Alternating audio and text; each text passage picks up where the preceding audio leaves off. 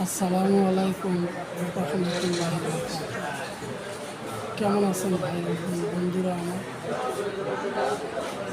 আশা করি আছেন ভালো। আমি তেমন একটা ভালো নেই। আমি এখন হাসপাতালে মৃত্যুর সাথে কামড়া করতেছি। সবাই আমার জন্য একটু দোয়া করবে।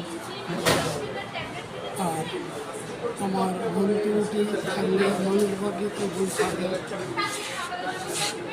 দয়া করে ক্ষমা করে দেবেন। কী আর বলবো। তো গতকাল আমি হাসপাতালে ভর্তি হয়েছি। গতকাল অনেক পরীক্ষা নিরীক্ষা করেছে। আজকে ইঞ্জিওগ্রাম করলো।